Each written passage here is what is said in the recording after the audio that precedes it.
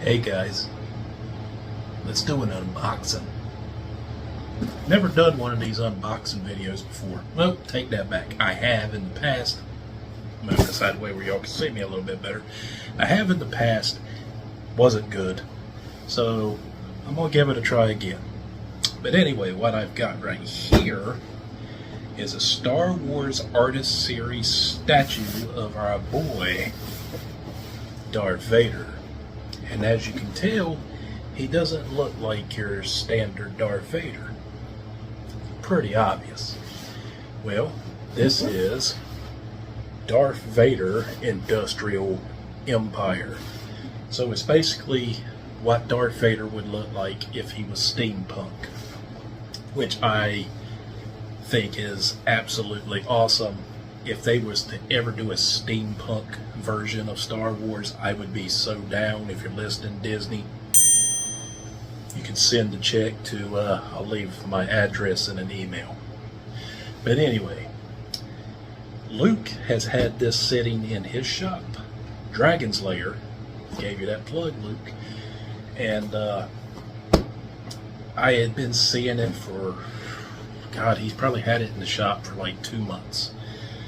And I eyeballed it, and finally on Wednesday I pulled the trigger and got this bad boy.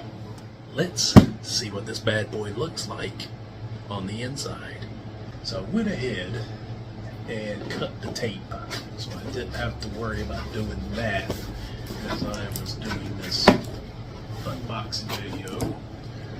Every time I watch them, it seems like it takes the people doing the unboxing forever to cut the tape. And inside you have a nice little photo of Mr. Vader. It's just a regular 8x10, I guess, photo of Lord Vader. Anyway, I'm going to have to put the box on the floor to get him out. So, let's pull him out here. A couple of, I'm probably going to butcher the name. Boyakaya, or however you say it, Boyakaya, I think. And I've bought a few of them, but this is the first time I've bought an actual Star Wars statue. I think my other ones have been, I think I got 2 Texas Chainsaw Massacres, a Domino from Deadpool, Pennywise, and then I got some Godzillas. This is my first, this is actually my very first Vader statue. I've got a Darth Maul. The one thing I can say about this company is they like tape. A lot. And they put the hands, it's pretty apropos, the severed hands Star Wars figure.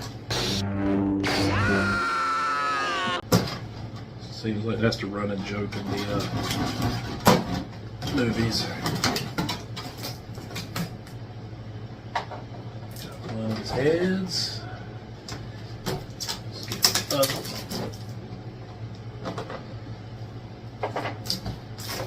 The old lightsaber blade up.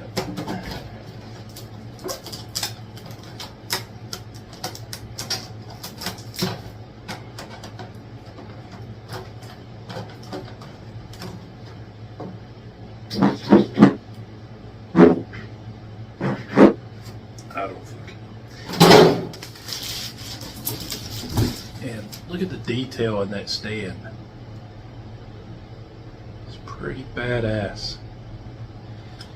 One thing I've noticed, it's not a 1 of 5,000 or 100 of 5,000, so that lets me know that they've probably mass produced these, so these shouldn't be hard to find if any of y'all are interested. Because it's obviously not limited. This is cool. Hopefully it doesn't. There we go.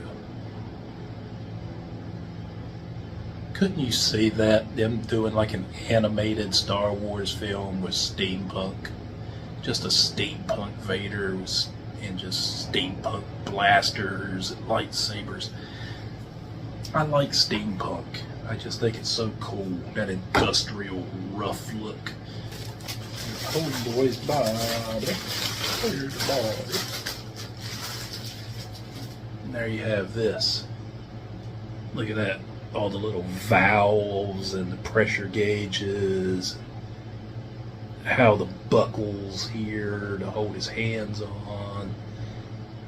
And then with the legs, all the buckles. And very swashbuckler looking. And then back here, that little added touch for his oxygen, for his breathing, obviously.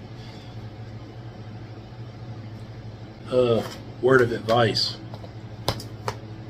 on these, sometimes maybe take a little bit of cooking oil. Sometimes I've used like avocado oil, just very little bit, and put on these little ball joints right here. It helps get the arms on, and I didn't do that prior to doing this, so I am having to force it on there, and that's normally not the way you want to do it, because you could snap off, which I didn't do, thank God. And voila. Get you up here where you can see. Very, very beautiful piece. Very beautiful piece. The assembly for it, it's kind of a pain in the ass. Me personally,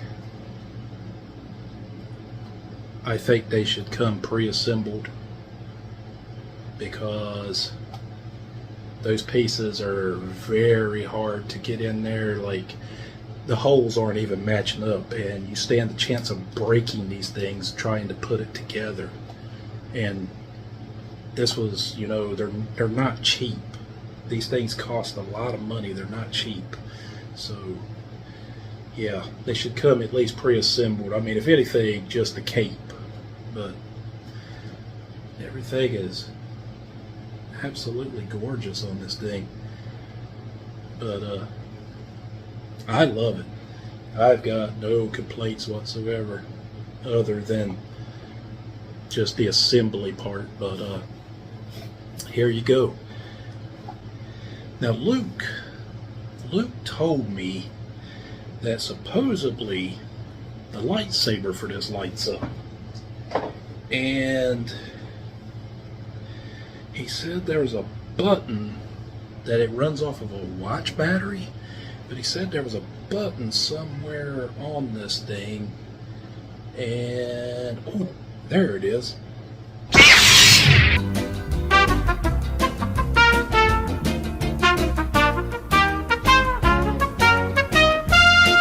Well, guys, I found the button for the lightsaber, and it works. Luke was right. It works really well.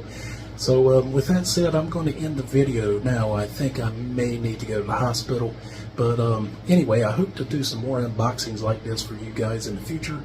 But with that said, this has been your old buddy John, and I'll see you again next time on Behind the Fiends. Ooh.